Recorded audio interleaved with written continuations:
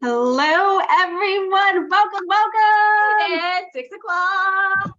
We are so happy you're here. We're so excited to get started. Okay, so while everybody's getting in and getting situated, put in the chat. Oh, Victoria, put in the chat your dream PA school. Like if you could get into any PA school, what is your dream PA school? Put it in the chat while everybody's getting situated. UF. Oh no. Well, I went to FSU. Tough. Yeah. Okay. Tough. Western. Drexel. Another UF. Right. Florida. FSU. There we go. NOC, Stony Brook, Cornell, George Washington, South Carolina. Lots of Tufts. Yeah. South. Awesome. PCOM. Yep. They've got a second campus. Lots of Tufts too. Yeah. Baylor, Indiana. Oh my gosh, love it. Anybody, University of Kentucky, that's where I went. Awesome. Okay, that's right. Yes, Temple. Very cool. Okay, so welcome. People are still trickling in, so keep this. Oh my gosh, lots of Yale too. I love looking, I just love this. OSU, yeah. Yeah, okay. So we got some Boston. FSU, Duke, yes. Love it. Still, okay. Sweet USF. There's lots of Florida. Everybody's like, it's negative 27. Yep. And like Michigan, they're like, Florida. Don't blame me. Serious. Awesome. Okay, so let's get everybody in. Welcome. We are so excited you're here. We cannot wait to talk about personal statements. It's one of our literally favorite topics because it is one of the most important topics when it comes to your PA school application and getting interviews. It is critical to nail your personal statement. So we're super excited to dive in. If you, put a 1 in the chat if you can hear me. Okay, cool. Awesome. Okay, awesome. Awesome. You can check your audio down like on your Zoom screen. Sometimes you need to test it or change microphones or whatever. So go down a little microphone looking thing, push the caret, and you can test it if it's not working for you. Okay, awesome. So okay, let's introduce ourselves really quick and then we will get started. For those of you who don't know us, I'm Katie. I'm Beth. And we are Pre-PA Clinic. You go first. Okay. So my name's Beth. I am a PAC. I've been a PA for many moons. I actually graduated from the University of Kentucky. That's why I was like, yay, go UK, right? And I went there because they did international rotations. And Katie and I are both really passionate travelers. It's one of the things we have in common. And so I wanted to go overseas. I wanted to work in different healthcare systems, and I wanted to be able to do that as a student. I got scholarships through the graduate program there. They were very positive. Like they really wanted people to connect overseas. So after graduation, I did a postgraduate fellowship in orthopedic surgery. So that it has been where most of my experience in PA school has been. Absolutely love working the OR. I went to school thinking family practice, had no interest in surgery whatsoever. Did my surgery rotation. I was like, I cannot believe they're paying people to do this. This is so amazing. So that just shows why it's really important, like in PA school, to kind of keep an open mind, because I had no idea.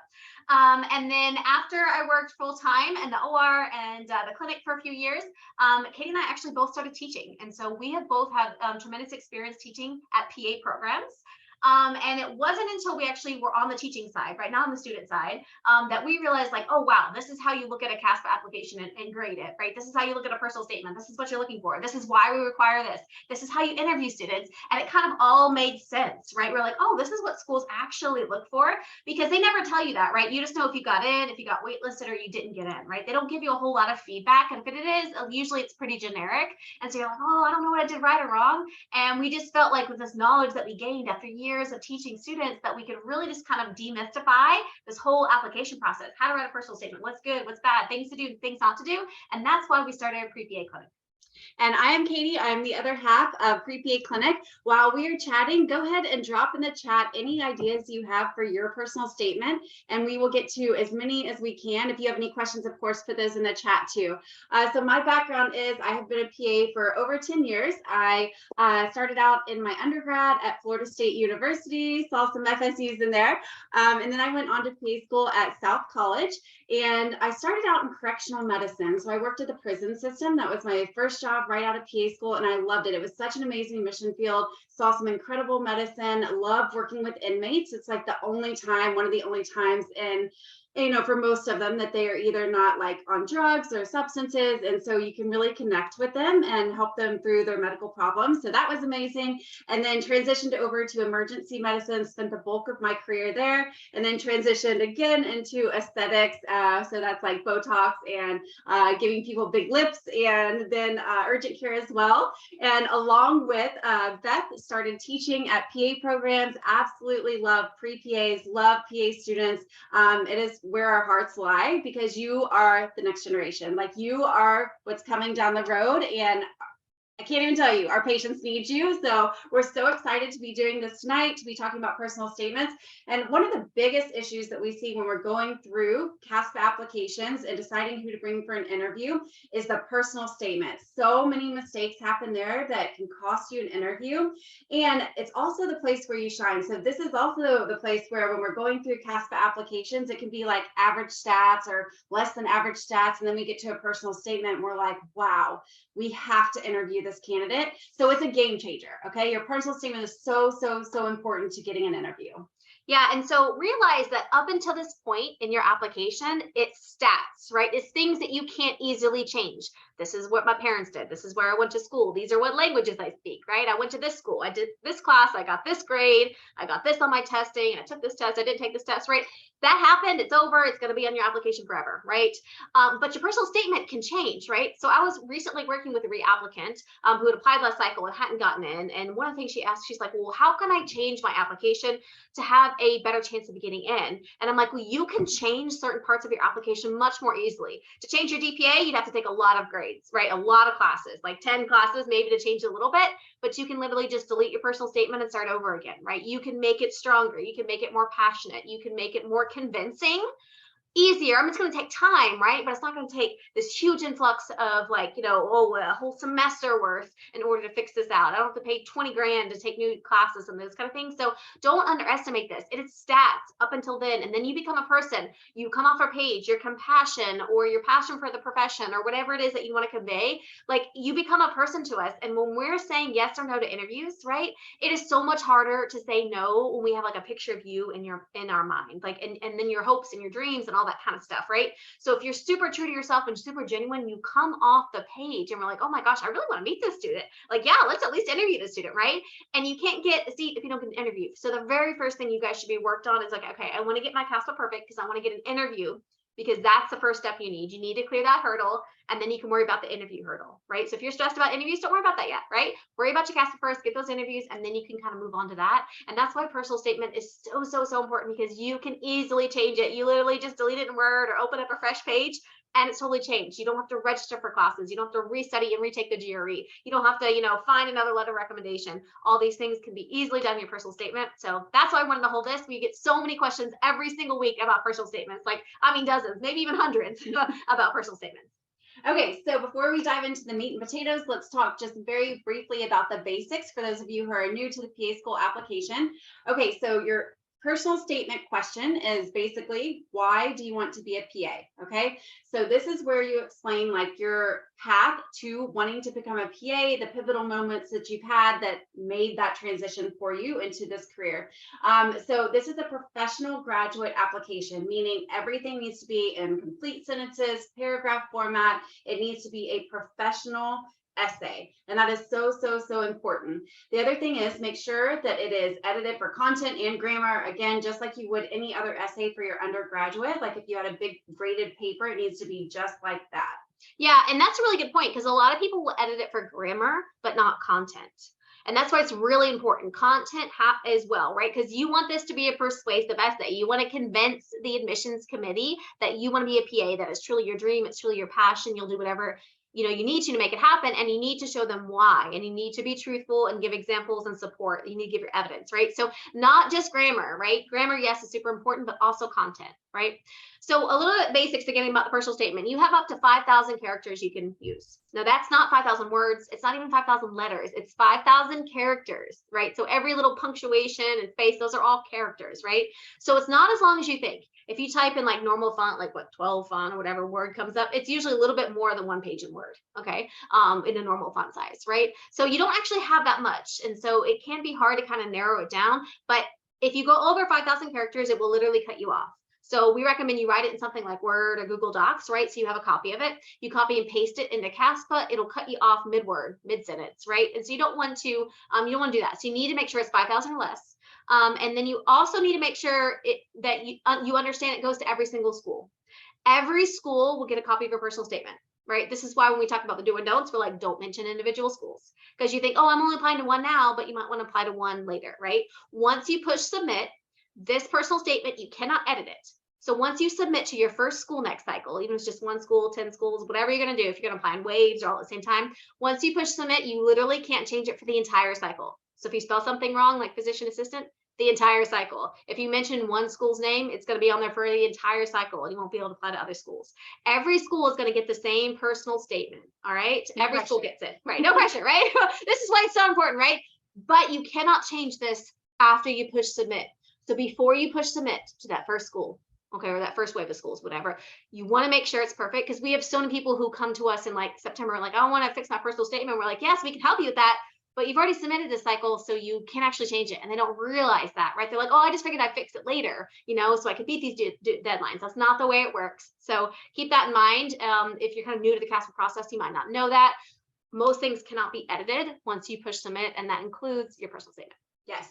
And just to hone in on one point that Beth made, just to make sure you catch it, definitely keep a copy outside of Caspa. Okay. Because it would be awful if you like started typing and writing in Caspa and then you lose that information. So make sure you keep it in a Google Doc or backed up or whatever. Yeah. Especially if you're a reapplicant. Yes. When you roll things over next year in April or May, personal statement does not roll over. So if you need to download a copy of your application to save on your desktop or whatever, your Google Cloud, download it today after we're done. So you have a copy of your personal statement, because it does not roll over. Yes, totally. All right. So the purpose of the personal statement is for you to tell us why you want to be a PA. And this is where we see the biggest mistake, is that it's either superficial whys, or it doesn't answer the question, actually answer the essay question, why you want to be a PA. And this is so important. So this personal statement is not about a resume, right? It's not about like all the things you've done. That's in the rest of your CASPA application. It truly is about your deeper why you want to be a PA. Yeah, and so that's the number one mistake we see, actually, is people not truly answering the question. And so it goes like this. Okay, you're like, okay, I want to be a PA. I'm going to start out with a story about me and my patient care job and a patient that was really meaningful to me. And you talk all about this patient and all about this. But that's just a story, right? That's an interesting story. But again, this is not a novel, right? This is not a fictional novel. It's about you. And you never turn it around and say how this story impacted your journey to PA. Right? You never come around and just tell us this interesting story. So we're like, wow, you've got some great patient care, but you haven't convinced us you want to be a PA, right? There's nothing in that story about you being a PA. So when we talk about not making it resume-ish, like in your rest of your CASPA, you're going to say, I work as an MA in urgent care, right? And I have this many hours and these are my duties, right? So you don't need to say that in your CASPA. We already know that. Maybe your story is about when you were an MA, but again, it needs to be about how the story affected your journey to PA school. It doesn't need to be about details. It was this day and this time and this setting. Like that's not what matters. It's not about those kind of details. It's about how the story affected your journey. So storytelling is really powerful. I'm not saying don't use a story, but if and when you do use a story, again, answer the question, why does it want to be a PA? So if you're talking about this amazing patient that just made you and you sat and cried with them or whatever it was, how did that affect your journey to PA, right? You need to wrap it around for us, because I'm telling you, sometimes we read this and we're like, well, they seem really interesting, but they never actually mention wanting to be a PA until the last sentence. It should not be an afterthought. It should be the entire theme of your application. If you are in paragraph 3 and you have not mentioned wanting to be a physician assistant, you need to start some editing. Okay, you need to start some editing. And actually, we get a lot of questions about editing, about whether they should edit it, right, from cycle to cycle. Yes, yeah, and so for reapplicants, you definitely want to look at your essay. And here's how we kind of determine whether or not you need to kind of go back to the drawing board, or it's okay to keep what you have and just update it, is if you got interviews or not, right? So our rule of thumb is if you did not get any interviews, then there's something going on in your CASPA application, like your personal statement, your experience details, picking the right programs, and to prevent you from getting interviews. And if you are getting interviews, but you did not get accepted, and there's something going on in how you're interviewing and your interview answers that need to be improved or corrected. And so really take a look at where you are. So if you landed interviews, then your personal statement's probably fine, okay? But it's not the most up-to-date you. A lot happens in 1 year, and so we do recommend that you update it. Now, if you didn't get any interviews at all, you really need to take an honest assessment and really look at your application and see what's going on, because there's a disconnect there that's keeping you from getting interviews. Yeah. And another mistake we see is people not backing up what they say with evidence, right? So, for example, serving the underserved is a big thing in the PA community, and a lot of programs have mission statements and values about serving the underserved. So you can say, I really am passionate about serving the underserved, right? But anybody can write that, okay? But and let's say you say that, but you don't have any backup. You've never volunteered with the underserved, you don't work with the underserved, you haven't done any community service with the underserved. It looks like you're just saying that, right? Because you have no backup. But if you're like, hey, I volunteered at Habitat for Humanity for, whatever time. And I really got to know these people. And I really am, really passionate about serving this population because of this. And I listened to their health problems and I listened to that. And it just really made me realize how some people are marginalized and they don't have access or they don't have the patient education or whatever it is, right? Then that seems really true. But if you just say, I want to serve the underserved, and we look at your application and you've never served them, right? Or at least it's not apparent on your application that we don't see where you've served them, then we're like, oh, they're just saying that to get in, right? So you want to provide some evidence. If you say that you're passionate about the field, well, you need to provide some evidence, right? If you say that you want to work with mothers and children, that's like your passion. Well, again, some evidence. Did you do research with them? Do you teach them? Like, why is that your passion? So provide some evidence and don't just say, I want to serve the underserved. I want to work in a rural community. I want to do. Don't just parrot these things, because I promise you, everybody's saying them, and the ones we believe are the ones that give that evidence, right? So again, you might have evidence and just not know it's not evident, right? And so read your application as if it's someone new, someone who doesn't know you. Read your personal statement and like, wow, did I prove to them that I truly want to serve the underserved, or does it sound like I'm just saying it, right? So you want to kind of back it up with a story, with an experience, with some kind of thought. That way it just seems more true and more genuine to you. Yeah, that's such an important point. So as faculty members, like we review hundreds of applications, right? And so we can kind of, I mean, for a living, this is what we do. We interview people. And so we can kind of delve out what's true and what's not, especially if you're not backing it up. So that's so important. And not to mention that, like, we know what the forums say, we know what the books say. Just take that into account. And on that note, like, be genuine in your personal statement. Nobody has your story. Nobody has lived your experiences. And so don't feel like you're being generic at all. That's a pretty common struggle that we hear, is that I'm really scared that my personal statement is going to sound generic or like everybody else's. Well, nobody has your experiences. Nobody has seen the same patients you've seen. They haven't done the same shadowing you've done. So don't worry about that at all, but you do need to really back up what you're saying. Yeah, you have to be true to yourself. You have to be yourself, because what's the line everybody else is taken or whatever? Like, be yourself because everybody else is already taken, right?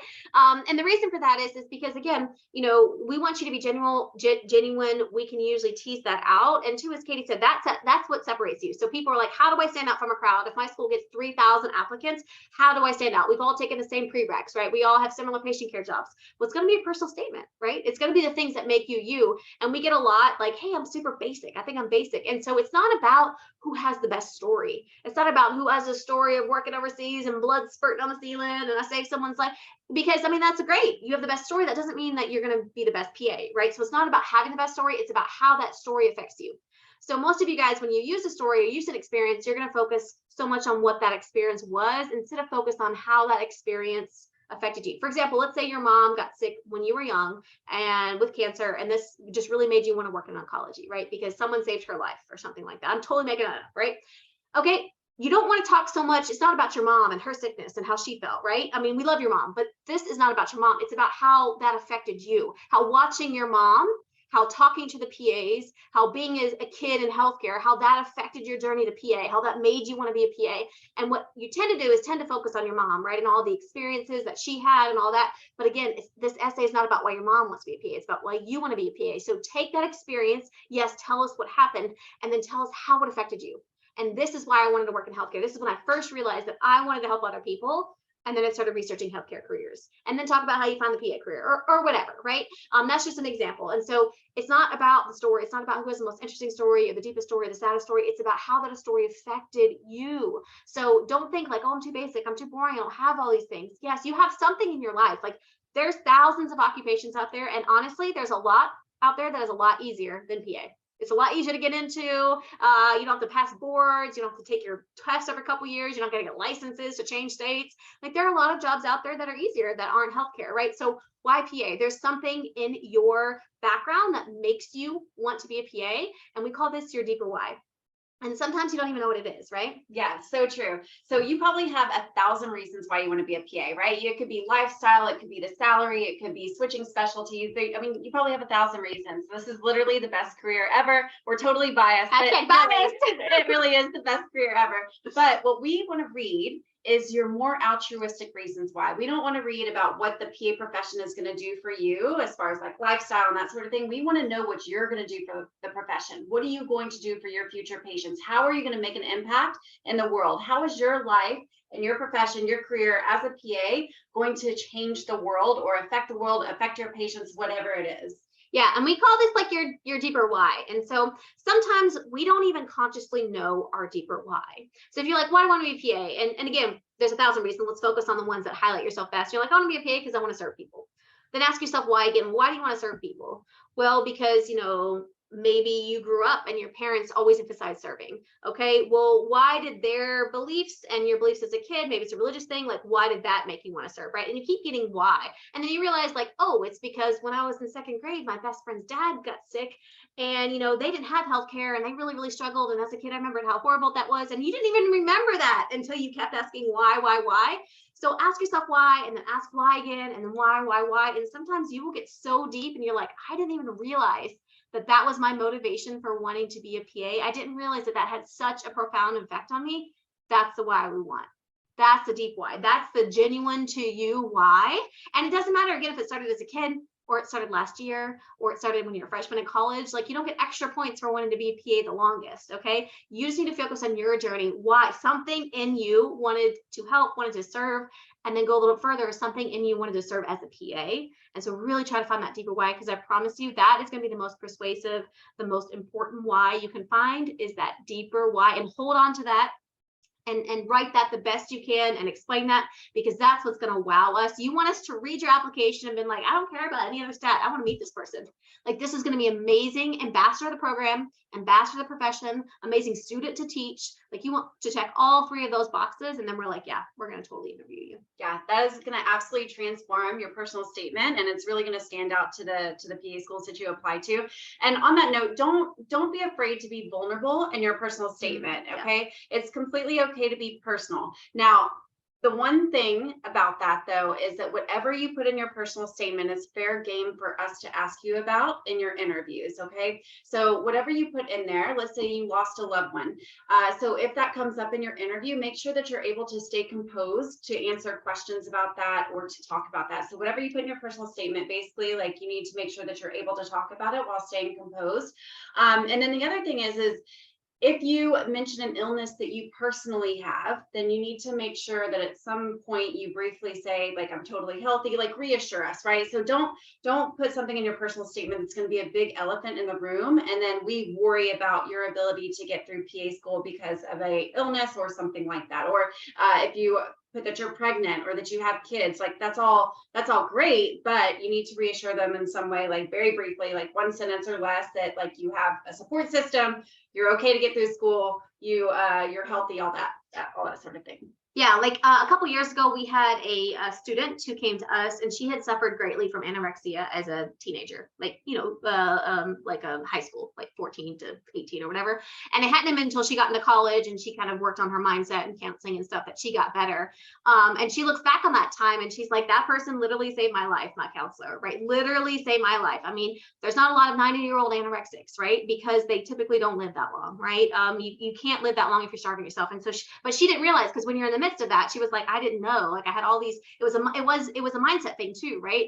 And so she looks back on that and she's like, I want to be that person for someone else, right? And so when we interviewed her, one of the things was like, hey, you mentioned that you have this past history, PA school's stressful, and when things are stressful, things tend to get worse, whether they're physical illness, mental illness, emotional illness. And so she was like, hey, I'm totally healthy now. I've been healthy. I've been stable for years. I see counselors still, I work on my mental health every day and I will never go back there. And she just very much convinced us, both in her personal statement and in her interview, that she was healthy, right? But she hadn't come out and said, like, I'm healthy now. I'm ready to help others. Like, I'm so grateful to have my health back and my life back.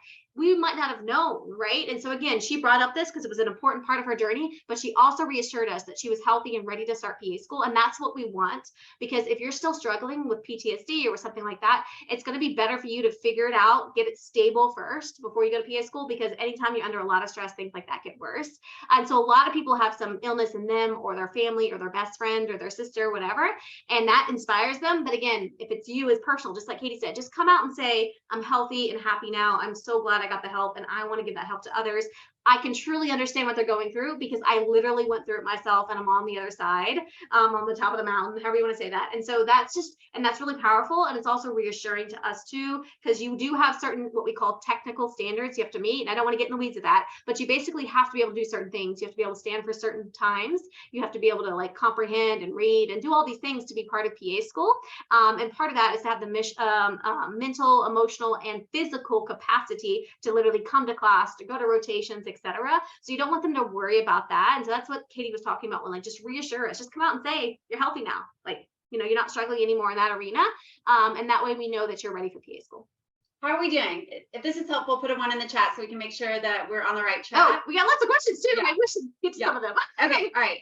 Let's see. How to balance speaking about the PAs you've worked with and the great example they've set versus explaining roles you did in PC experience, considering this isn't a resume. Yeah, this is a great question. Okay, so since so far, you probably have come up with a few stories in your mind as we've been talking, like, oh, that was a really impactful experience I had shadowing, or this patient really made an impact on me. So some of those experiences. So it's really, it's actually quite easy to sprinkle in your strengths as you're telling us your pivotal moments and connecting the dots for us through your journey to becoming a PA and why you want to become a PA. So let's take, for example, one time when I was shadowing PA so-and-so, we saw this one particular patient who made this huge impact on me because XYZ. Well, one, you've told us you've shadowed, okay? And then you're talking about the experience. Same thing with, like, if you want to highlight your strengths in PCE, you could say, there was this one particular interaction I had with one of my patients when I was working as an EMT or a medical assistant. And so already you've told us that you have PCE and that you build rapport with patients, right? That you work as part of a healthcare team, and literally in a few words, right? So that's how you kind of sprinkle in your strengths and not sound resume-ish.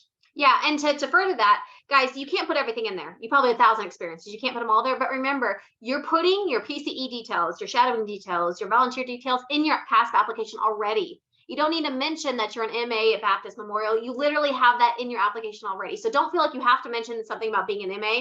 We will see it under the experience details. So there is a place to put all that, because you cannot fit everything you've done in your personal statement, and you shouldn't try.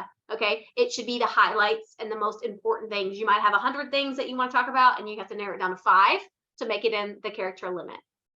I want to talk about watching surgery for the first time up close and personal. Ooh, amazing. love it. Just worried that's too basic. Nope. Don't even worry about it. Like, get that out of your head. Okay. Yeah.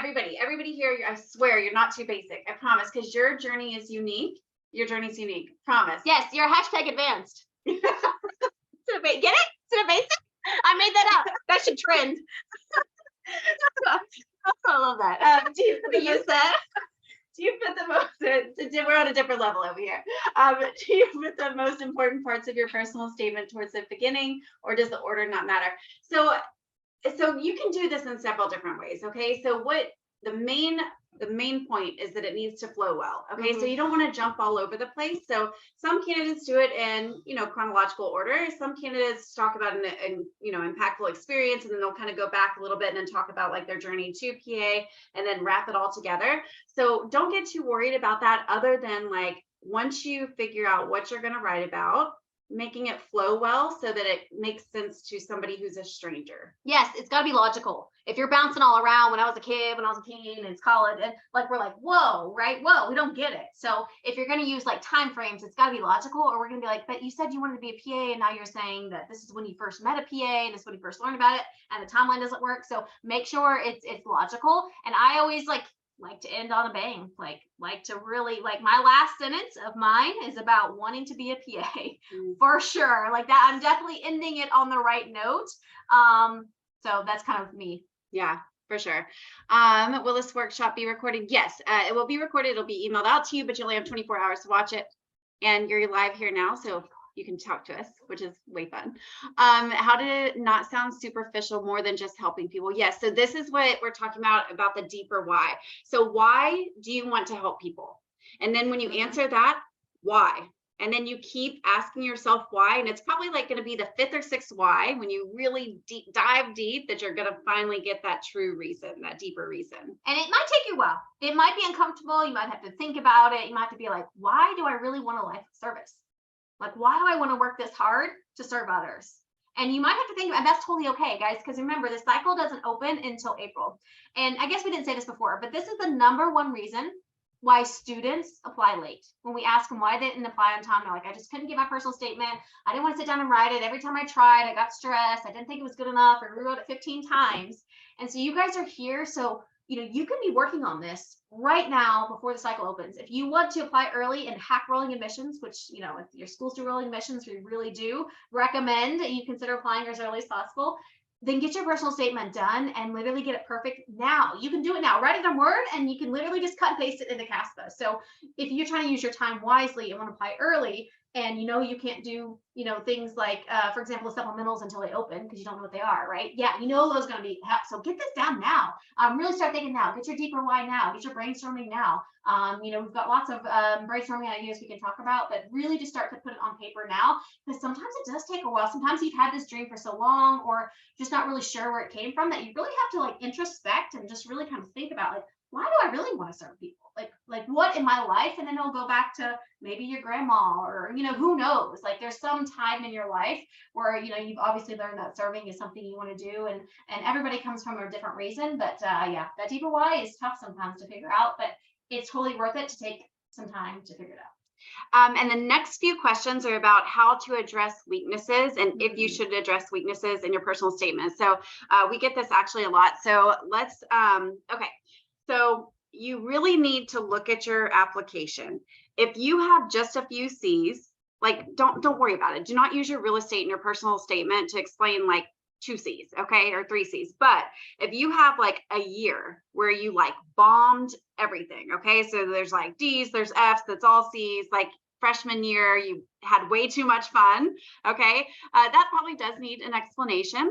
And so you can use a little bit of real estate to say, hey, like my freshman year, I wasn't motivated, wasn't directed. It was my first time on my own. I didn't have the maturity, but since that time, since I found what my passion for medicine and you know, whatever else you want to say about that, I've since, like, you know, found my direction and my path and have changed. So that's completely fine. But if you're just talking about like a few C's, like, again, do not use your real estate for that. It's going to be way more impactful and powerful if you actually focus on your deeper why. Yeah, because remember, you only get 5,000 characters, right? And the problem is there's not a lot of other room to talk about if you have a glaring weakness that you want to provide context to. So make sure that it's going to be, you know, a positive thing. Make sure it's going to, and some people do. Some people really want to feel like, hey, this sophomore year, my best friend died. And I just want you to know that this is why. It wasn't lack of ability. It was just I was going through a lot of stuff or whatever. Some schools, the supplemental will be like, is there anything else you'd want the admissions committee to know? And that's when you could put some of these things in there, but otherwise you don't get a chance to talk about it. So if you do want to put something into context, put it in your personal statement. And with that being said, you don't have to do anything, guys, except for talk about why you want to be PA. That's the only have to. You don't have to tell a story, okay? You don't have to talk about weaknesses. You don't have to talk about your patient care job. You literally don't have to do anything. Remember, it's your story, so be true to yourself. Don't feel like you have to check boxes. The only thing you have to do is make sure it convinces people that you want to be a PA, right? That is the whole goal of this essay, right? Everything else on your application, you've already got your experiences, you've already got your GPA, your test results, all that's already in. So don't feel like you have to do anything if it's not part of your journey or it doesn't feel right for you. Making sure I retain my voice and my personal statement, keeping it unique. Yeah, so we love when you put your personality in your personal statement. So, love it. Yeah, it makes it fun to read it, and you come off the paper, right? You become more than an application when you infuse your personality. So by all means, put it in. Now, on that note, no cussing, no text speak. We do see that, a lot, so, or not a lot, but occasionally we'll see that where it gets unprofessional. So infuse your personality, but always maintain professionalism. That's a pillar of our profession, is professionalism. So make sure you stay professional. And on that note, to piggyback on that, never trash talk or talk bad about another profession, okay? Because that's not the point of the essay. The point is, why do you want to be a PA, not why you don't want to be all these other healthcare providers. If I have experience with a patient, but I wasn't working, can I talk about it, or does it have to be when I'm working in PC? It can be anything. Yeah, I mean, anything. You could have literally been a patient, or it could have been your best friend or something. So, or it could be when you're shadowing. It doesn't matter. Like if it impacted you enough that you're like, wow, this is part of my journey to PA. It doesn't matter if you're on the clock or not. If you're volunteering, you're getting paid, right? Yeah. No, it doesn't have to be just about that. Again, we'll see your PCE hours on your application. We'll know exactly what days literally the day you started, the day you stopped, how many hours, who your supervisor was, where it was, address, like all that is on your CASPA.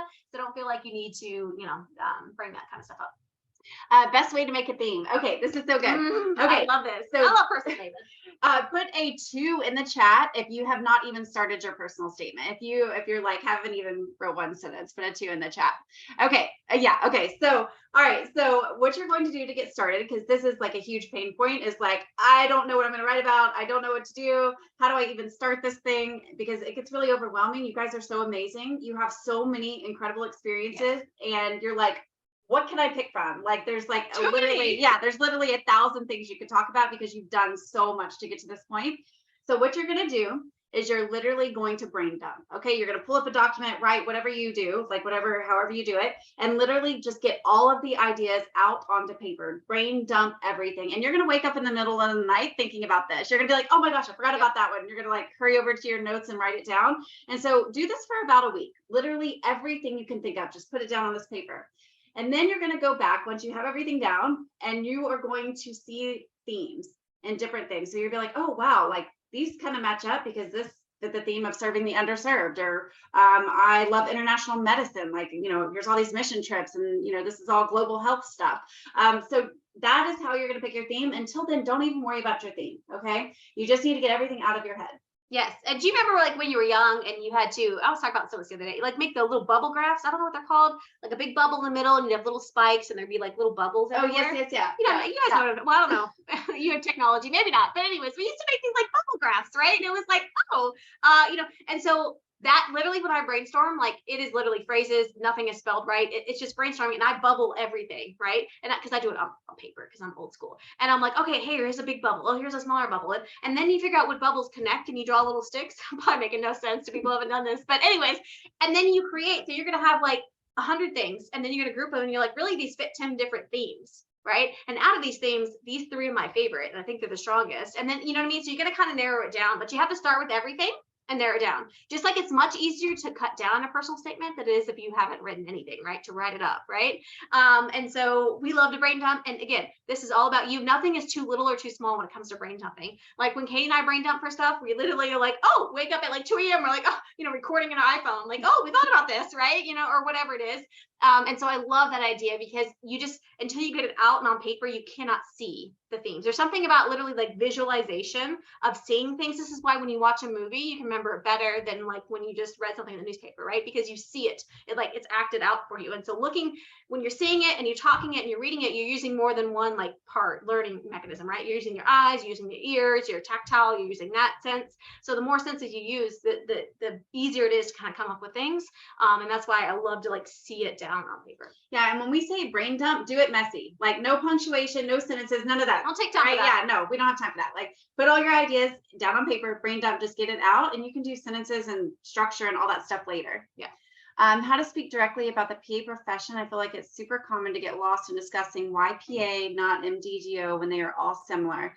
Okay, so yes. And again, like the essay is about why you do want to be a PA, not why you don't want to be these other providers. And so that's the track you need to go down. So why do you specifically want to be a PA? Is it because you've seen shadowing, you've worked in your patient care position, you've seen the PAs that you've worked with show compassion, or they emphasize patient education, or they make sure all of their patients are comfortable before they leave and follow up with them. They go the extra mile. Like what exactly about PAs makes you light up, right? What stands out about them that totally like was like, no, this is the career for me. So that's kind of the track and the road you need to go down. And guys, that was golden. Okay. In case you didn't hear that, it's not about why you don't want to be a doctor. It is why about you do want to be a PA. Because sometimes people will talk their whole thing why they don't want to be a doctor. I'm like, you've literally mentioned the term MD more than you have PA. You need to rewrite this. Okay. Because it's not about that. It's not about saying doctors don't spend time with people. It's about saying, I really feel like PAs spend the most time with patients. That's what, you know what I mean? And so you're literally saying the same thing, but you're focusing on the PA side. I don't want you to put MD in your thing 1,000 times. Now, if you're pre-med track like Katie was, she was pre-med before she was PA, then maybe you want to might explain that switch. But again, you want to focus, you want to say it in a couple sentences, and you want to focus the rest of your essay on PA. I cannot tell you how many essays I read. And I'm like, you literally mentioned being a doctor more than a PA to try and convince us you didn't want to be it. But now I'm convinced you do because you mentioned it 100 times in your essay. So just what you said, it's not about not wanting to be a PA or not wanting to be an MD or a DO or a nurse practitioner or whatever. It is about why you want, plus positive to be PA. So not about the negatives of other professions, about the positives of the PA professions, if that makes sense. So turn it around, be positive about the PA profession. That's what they want. I'm an EMT and one of my lowest moving, we love EMTs, but you get so yeah, amazing experience. That changed everything about how I see the medical field is kind of sad since it changed so much for me. I want to add it, but I don't know how since it's sad. So the person reading your application is a medical professional. And so, you know, we're used to sad stories. So a lot of people's reasons are sad. Yeah. They lost loved ones. They saw their immigrant parents suffer. They saw a patient not being treated correctly. And we're like, I'm never going to let that happen. So don't feel like because it's sad, it's not a good reason. A lot of times it's the sad things or the failures or whatever you want to call it in life that really change us, right? Because when things are all perfect, we don't always change and grow as much. And so definitely put that in there. It's okay to be sad. It's totally okay to do that. Maybe it was like a death of a loved one, right? Or we've had like one, I read a few years ago, it was like best friend in college committed suicide and no one knew. It was like one of those perfect, like Instagram was perfect, Facebook was perfect. Everybody thought that they were the most popular people ever. And inside that they were hurting so bad and nobody noticed. And this person was like, I decided I was never going to be that person who didn't notice again. I wanted to get training. So I got this training, I got that training. And I realized that now I don't just want to help people who suffer. I want to help them before they get there, right? I want to kind of preempt that. And so they kind of went through this whole thing. And I mean, it's a horrible, sad story. Their best friend in college committed suicide. But out of that, they were like, I decided that I was going to make a difference. And now she's a PA who works in psych and helps with, mental health, right? Because that was her dream. And so she's living her dream now. So that was a sad story, but it was so powerful because I was like, I could see reading that. I was like, I could totally understand how this changed your life. And I could totally understand how it catapulted you to wanting to do something. And I could totally understand from that how you got to the PA profession because she walked us through all the emotions and everything and how this affected her and how it changed her. And it was super powerful. So don't feel like it can't be powerful if it's sad. Would you recommend addressing a flaw in your application, your personal statement, such as withdrawing from an entire semester? I'd rather focus on my statement on why PA. Yeah, so again, we talked about this a little bit already. So let's say you withdraw like one semester early on, like freshman, sophomore year. So probably not, as long as you, of course, trend upwards, your grades since then have been fine. But if there's like a glaring weakness on your application, like you do need to explain that. Now, remember, you guys, you're going to have supplemental essays for a lot of the programs that you apply to, not all of them, but a lot of them. And so that's also a place where you could put that, not to mention your COVID essay. Okay. So if it happens, something happened during COVID, you had like, a C or a D or withdrawal or whatever during COVID, then you could put that in your COVID essay too, instead of in your personal statement and save your real estate. Yeah. All right. Can we talk about own personal sob story if it really made you want to go into medicine? Yeah. Don't put it like that. Don't say it's your sob story.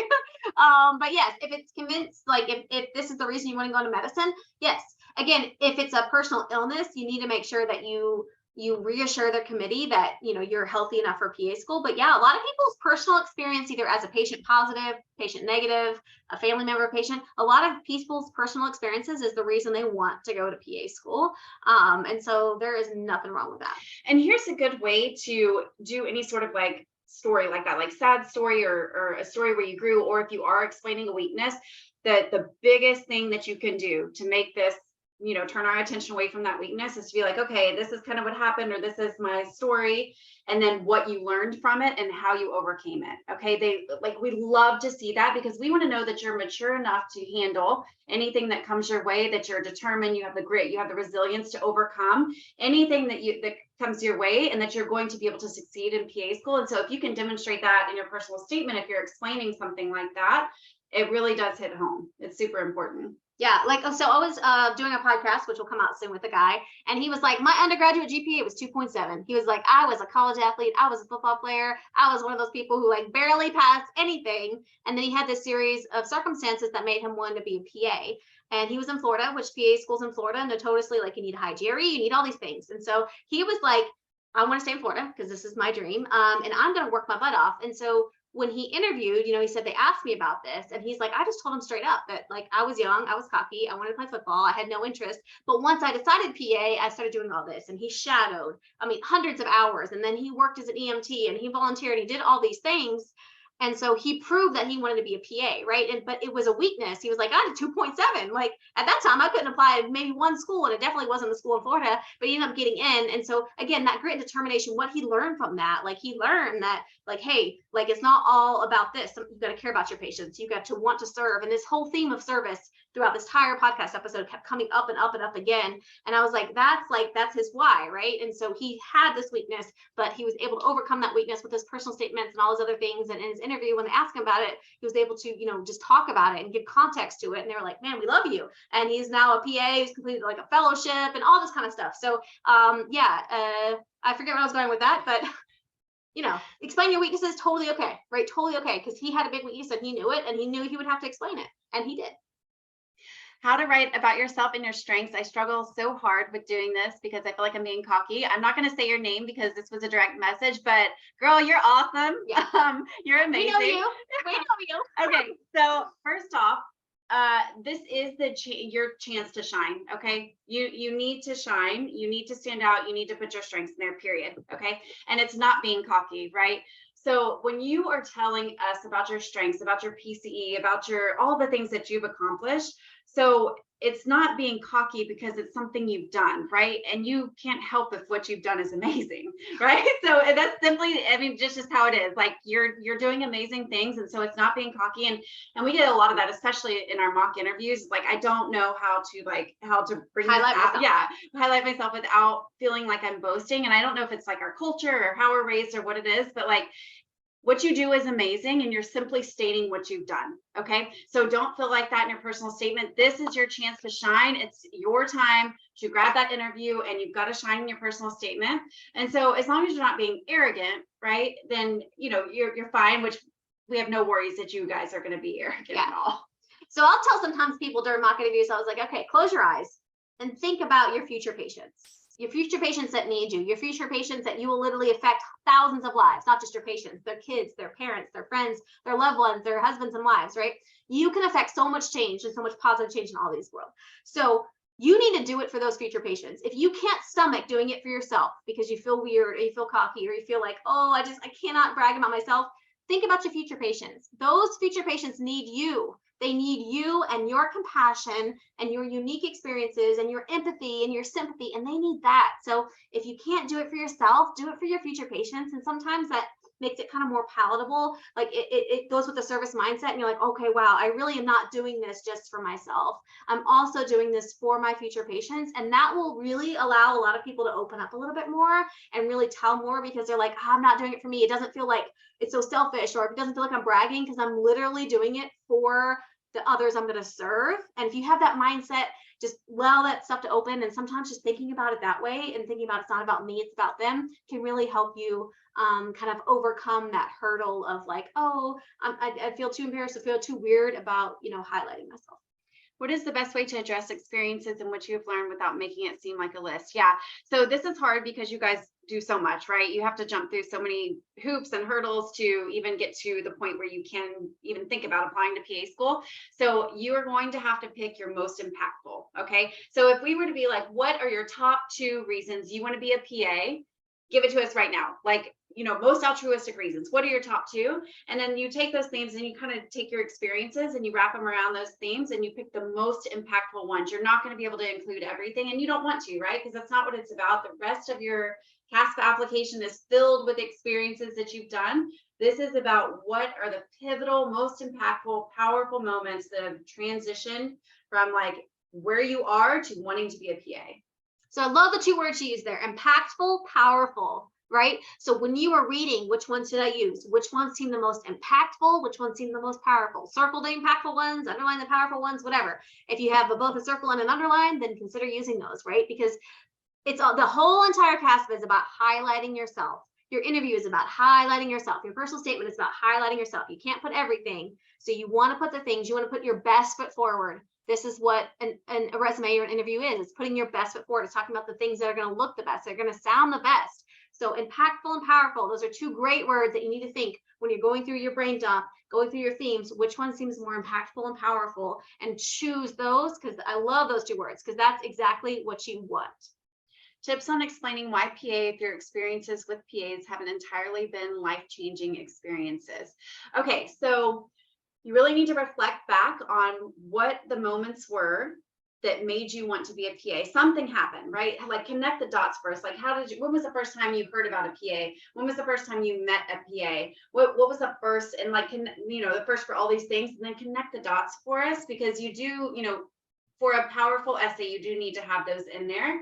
But remember, it doesn't have to be super dramatic, okay? So if you haven't had like the illnesses and death and, something super dramatic, that's completely okay. That doesn't make your personal statement any less amazing or powerful, but you do need to explain that, you're connect the dots for us. Like we don't know you. Until we get to like, your interview, you're a piece of paper. And so your personal statement really needs to walk us through your journey. Yeah, you don't get extra points for having dramatic stories. Again, it's not about the story itself, guys. Let me say that again. It's not about the actual experience itself. It's about how it affected your journey, how it made you want to be a PA, how it made you feel, right? It's not about the experience. There's not like who has the best story, give them 5 extra points, right? It's not about the story. It's about how the story affected you and your journey.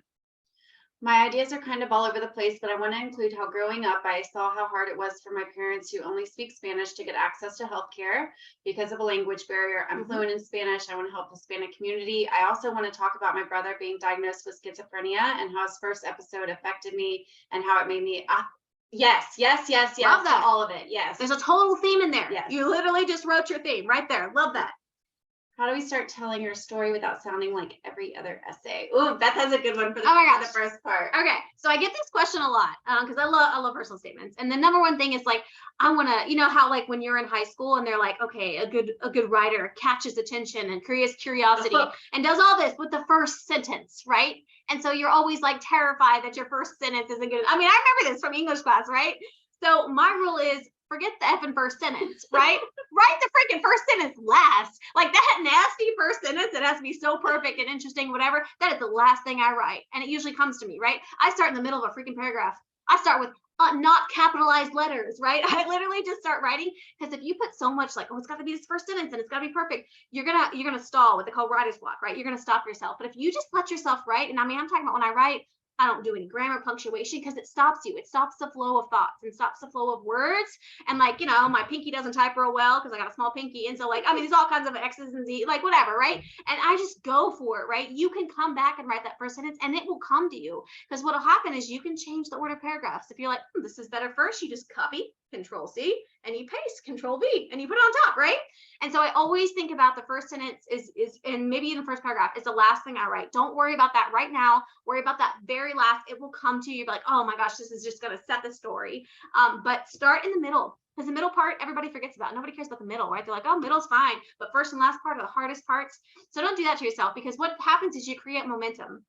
You start writing, you start thinking down ideas. Oh, wow. And all of a sudden you get to the end, like the ball starts rolling down the hill, right? And you're like, oh, wow, I'm at the end, right? And then you could think about, well, how do I start this? Like, how would I connect the end? But if you don't know where you're going, how do you know where to start, right? If you don't know what your goal is or what the end of your journey is, like if you're training for a race, if you don't know what length the race is, how do you start your training, right? Because if you're training for a marathon, that's going to be a lot different than you training for a 5K. So you need to know where you're going. And so type, get there, and then start the first. Yes. Gold. Hashtag advanced. Just schools compare personal statements from previous cycles if you are a reapplicant. In all of my years of teaching, I have never looked at somebody's old personal statement. Not once. No, We don't have time to. Like, we literally get a stack of CASPA applications and they're like, you've got 5 days. Yeah, and we'll probably know if you're a reapplicant. A lot of times they do put your old like thing in there. And what I do is I go and skim and see what you've like updated. So if you've got a new patient care job, I'm like, oh, they got a new patient care job. They got new shadowing hours. But yeah, I've never read your old personal statement, personally either. So we just don't have time. We're busy. Should we mention how work experience helped mold our decision? Yeah, totally. Anything that's part of your journey.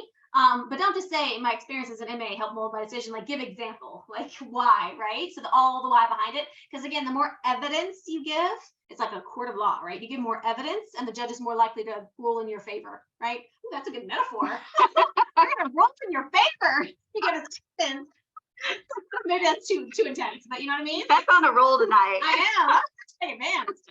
What can I say about a patient experience and then back it up for why PA? What's a concrete example? Okay, so what about a time where you were, let's see, working at or shadowing or working, whichever one, and you watched a PA you worked with treat a patient for something that was impactful for you, and you saw how that patient showed them compassion and empathy and really worked to solve the problem, whatever the issue they were that we're having. And then that's what you want to do. You can't wait to be that for your future patients. Yeah. I feel like my journey to pre-PA wasn't difficult. It's just taken longer than usual. Not sure how to make that sound interesting. I'm not sure what you mean about wasn't difficult. It's difficult to apply to PA school. If you mean if it wasn't difficult to make the decision, well, that's a good thing because, a lot of us, I was PT, pre-PT, that's a thing. I was headed to PT school forever. Katie was headed to med school forever. So, even though I don't know if difficult is the right word, it was still a lot of work. So I don't know what you mean by not difficult, if you can explain more. Put it in the chat. Yeah, because you literally have to have an undergraduate degree. You have to take tests for most schools. You have to have a certain GPA. You have to take certain classes. You have to volunteer. That's pretty difficult in my opinion. Organic chem was difficult. Yeah, listen, I don't even know why organic chem 1, 2 I get, but organic chem 1, I was like, is this ever useful? And maybe if you're like an organic chem totally got a C in that. like, and then I retook it and then I was like, nope, I'm out. After the second week, I was like, nope. I'm going to apply to schools that don't require organic chem. Oh, see, that's how you do it. And guess what? I'm a great PA. So if you don't like organic chem, you're going to do just fine. That's right. Katie's working like all the specialties. She's done everything from jail to aesthetics. So you don't need it. Okay, so we need to actually answer the why I want to be a PA, but mostly focus on what do I bring to the PA profession? Yes and yes, both of those. Yeah, because think about it. If I'm interviewing and I said, I want to be a PA because it's really flexible and I want to have a family someday. And I really love the fact that I'm going to make a lot of money. And I really love the fact that I can change specialties. It's about me. It's me. And then Katie's like, man, I really love the fact that I can serve patients. I really love the fact that, if my needs in my community changes, I can change specialties. I really like the fact that I'll be able to, provide a good life for my family and, pay for tuition for my sister's kids to go to college, but also have a life of meaning, right? Which one sounds better? Right? Because I'm all about me. Katie's saying the exact same thing, but she's saying about her patients and her family and helping others, right? Oh, we got a dog. Kaylee, your dog is adorable. Oh, it's lap time. I love cuddle Sorry, time. I interrupted you. No, it's good. You know what I mean? So you're saying how it's not all about you. It's kind of through the profession, I can serve versus, the profession, I can make $100,000 a year, And again, you're gonna have 1,000 whys. You want to put your best foot forward, and which one sounded more like the PA you would want being your PA? The person who's in it, which sounds like for the money. If that's not true, that's what it sounded like. Or the person that's in it, what it sounds like they're there to serve, they're there to help, they're there to truly make a difference for you. Which PA would you want, right? And so think about it that way. What is the best way to condense deeper why long stories that often require long explanations and details? Okay, so again, remember, it's not about the story, right? It's about how the story impacts you. So leave out the extra details, of course, make it make sense, but you don't need all those details for you to tell us why it impacted you and was important to you. Is mentioning your religion or beliefs a bad thing in your personal statement? Okay, so this is a great question. So if this is part of your journey to PA, absolutely not. Okay, and if a school has a problem with that, then it's not the best school for you. That's the way I look for it. You're probably not going to be happy there if they have a problem with your religion or your beliefs. So that's just personal thought. And a lot of schools actually, there actually are a lot of schools that are Christian-based or at least a faith-based, I guess is probably a better word. And so there's a lot of schools that actually have that in their mission and stuff. So maybe those schools are right for you. And, you know, if it's your desire to serve because you feel called to serve, then man, you need to put that down. Like, again, stay true to you. There's over 300 PA schools in the United States. You can find some that are really going to fit you. So definitely stay true to what you believe. If you went through a serious mental illness a year ago, is it wise to mention it in the personal statement if you are stable now? So if it is a huge part of your journey to be wanting to become a PA, then yes, you can mention it, but you really need to drive home the fact that you are totally healthy, totally stable, and able to make it through PA school. Because what you don't want to happen is to mention, you know, mental illness, physical illness, whatever, and then have us worry that you're not going to be able to make it through PA school. PA school is literally torture. It is so intense.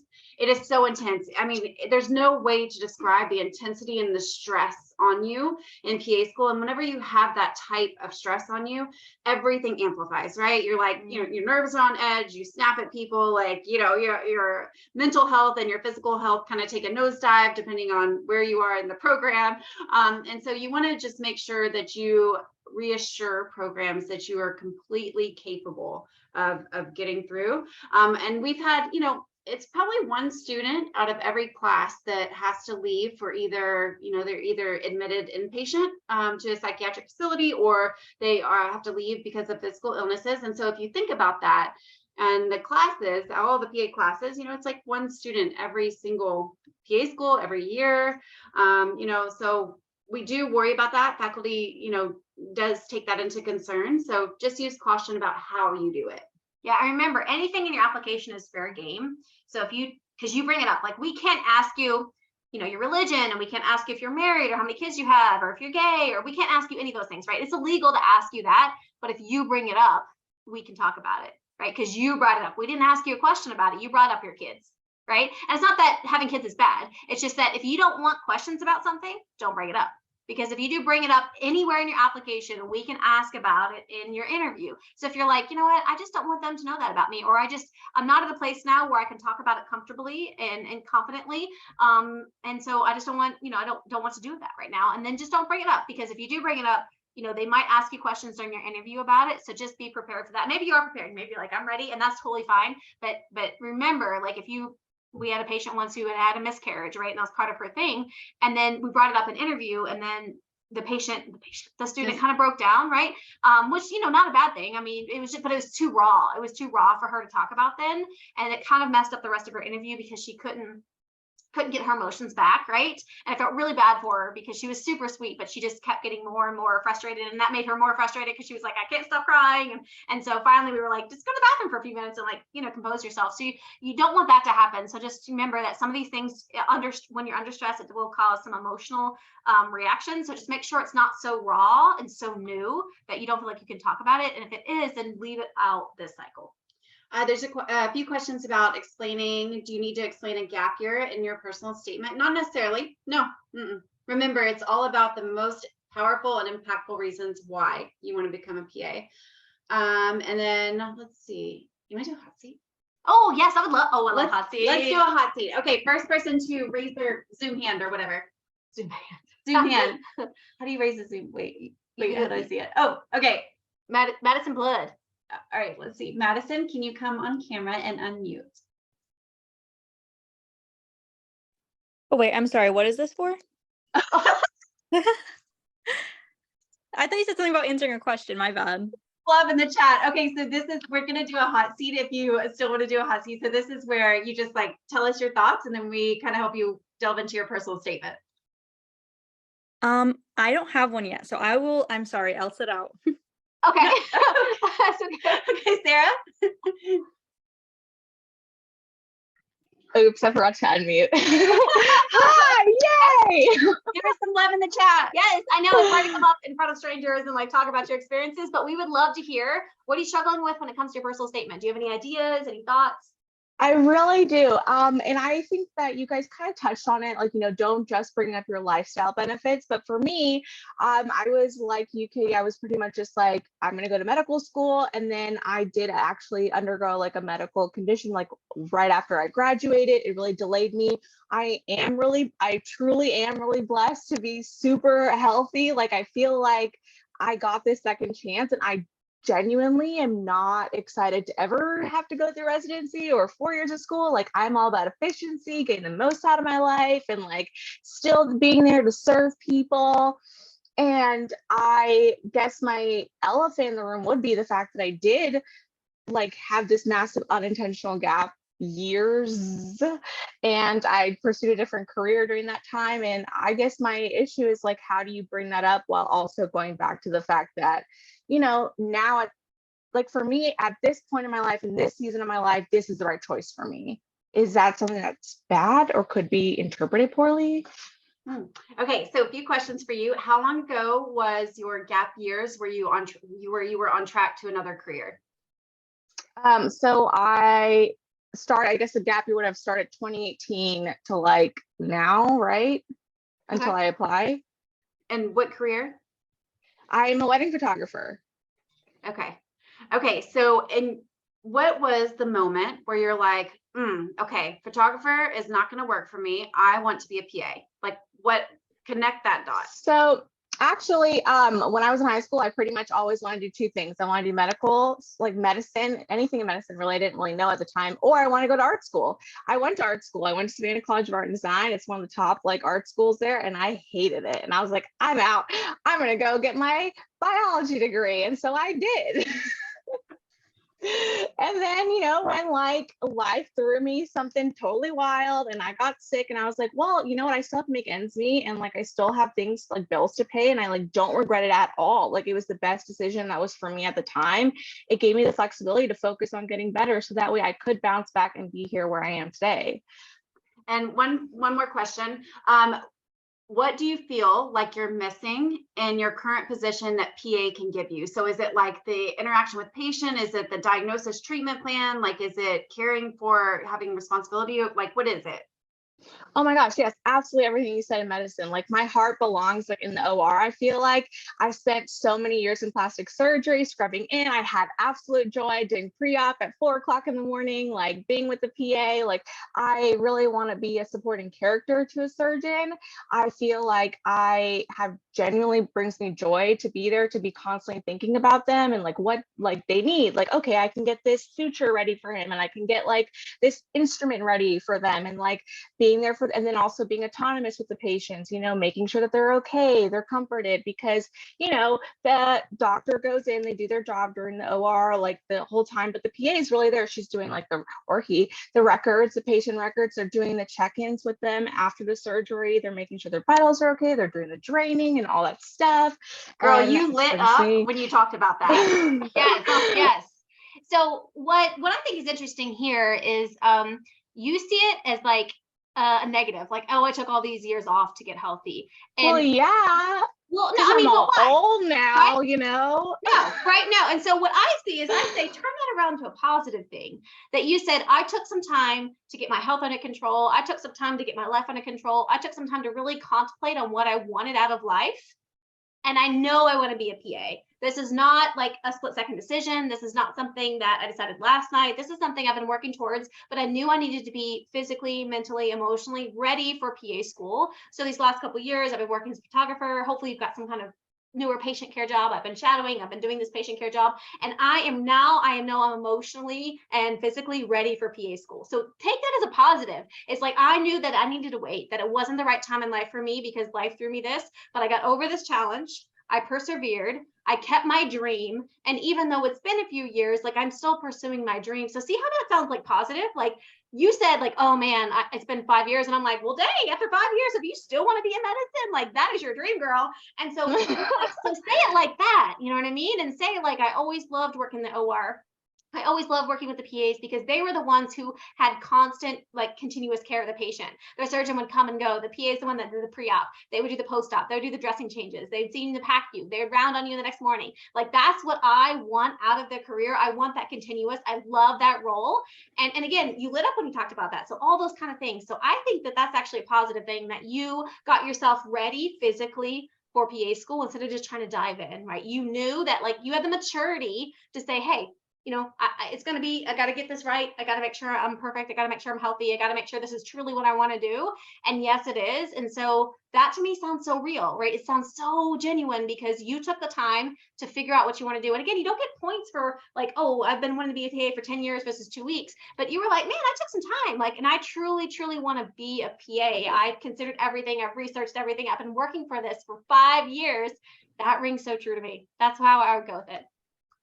Oh, okay. Thank you. Thanks for making me feel better because the big 3-0 is just around the corner, and I feel like I'm gonna be the oldest person when I enter that class. No, girl, we got people in their 50s. Yeah, we had like What? retired second career. Yeah, no, don't worry about that. For a lot of people. Like, yeah, I mean, a lot of people are going to be in their 20s or 30s, but I mean, we got people who've been in the military. We got people who've had like engineers, people who've been actors. We had someone who was like an actor on some famous TV show, like an extra or whatever. I mean, everything. So don't feel like you're going to be the only one who's non-traditional. And that really rounds out the class too. You're going to have maturity. You're going to have kind of a different level of thinking and life thinking that, the younger students won't. So we really love the balance of that between the classes. So don't feel like that's going to make you like a bad or like a less desirable candidate.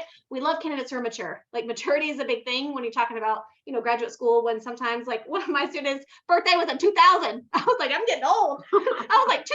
She's like, yeah, I'm the youngest. Oh my God. Oh my gosh, I'm getting old. It's like 2000.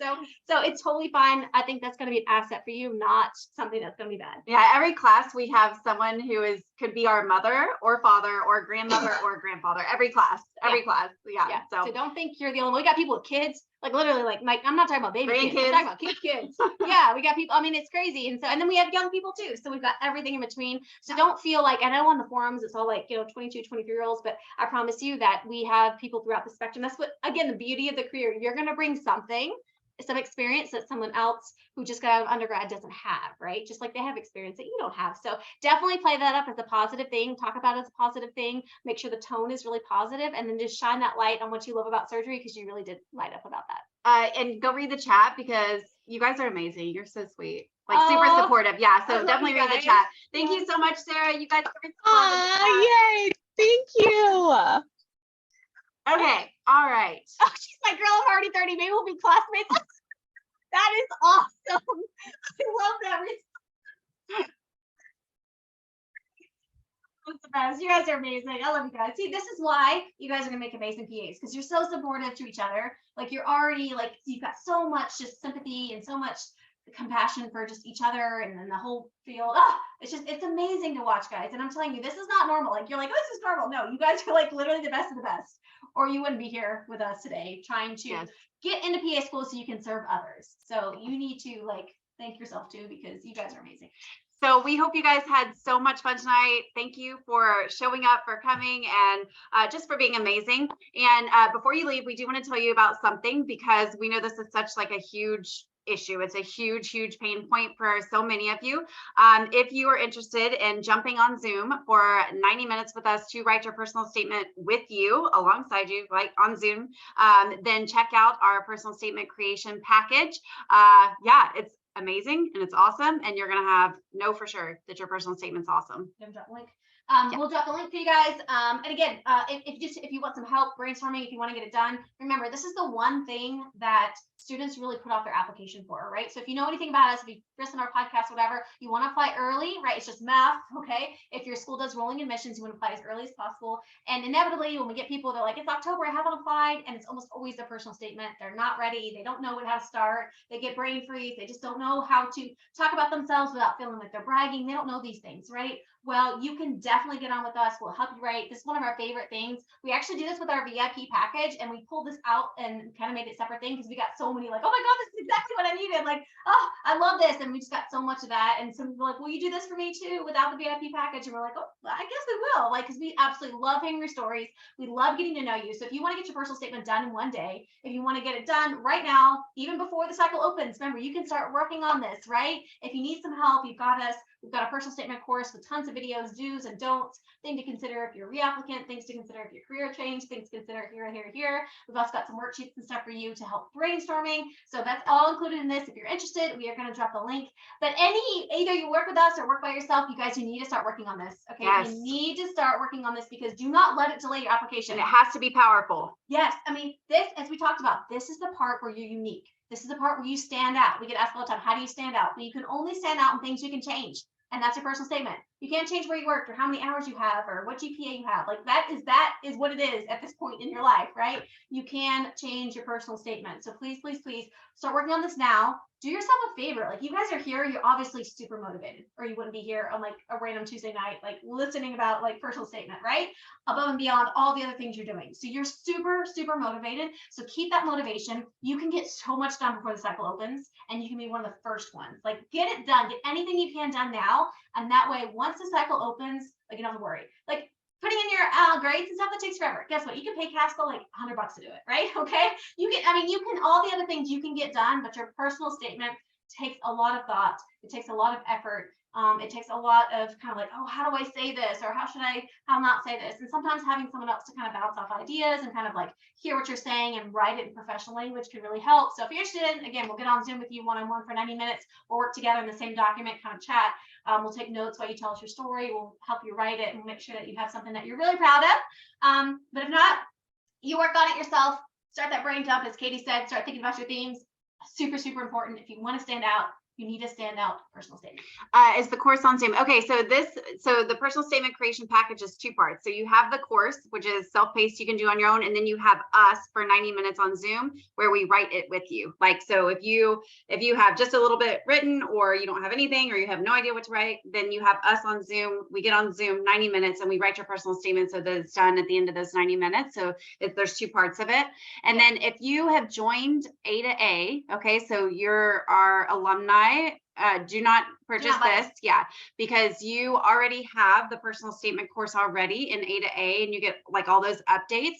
And then if you want to do the 90 minutes, you get a special discount because you're in A to A, like you're alumni. So yeah, just email us. And the course is self-paced, it's videos, it's worksheets and everything. You have lifetime access, so you can get it whenever. You can look at it. You can do it whenever. And then you can sign up for a 90-minute whatever. So if you're like, hey, I don't want to do it till May, you can get it now, and we can do it for you in May or whenever. It never expires. But yeah, the course never expires either. You have lifetime access to it. As long as the course is alive, you will have access to that course. And thank you, Alyssa and Sarah. Email us. Okay, you guys are amazing. Thank you so much for your time tonight and for just your energy, for all of your great questions. You're going to have a rock solid personal statement. We're so excited for you. CASPA opens in literally like, gosh, it's almost mid-February. It's crazy. So right around the corner, CASPA is opening, and we will cheer. Yeah. We will have a little fun. We should actually jump on and champagne cheers with you guys. That would be fun. Yeah. Oh my gosh. So be on Instagram when CASPA opens. We might have a little champagne or whatever your drink of choice is. Cheering because we call it the pre-PA New Year, right? Because it's like new year, new cycle, new dreams, like new schools. Anyway, so pre-PA New Year is coming up soon. Y'all get 2 New Years. And there's literally nothing better than like people emailing us and DMing us every day and being like, oh my God, I got accepted. It's amazing. It's the best. Like you don't understand. Like you know how your parents are happy. We are like literally happier for you because we know how much you've worked and how hard you've done for this and what you're gonna do with the profession. So we literally cheer each and every one of you guys when you DM us your wins, your big wins, small wins. So we absolutely love that. So keep in touch with us, guys. Okay. Yes. Have a great night. Thank you so much. Good night.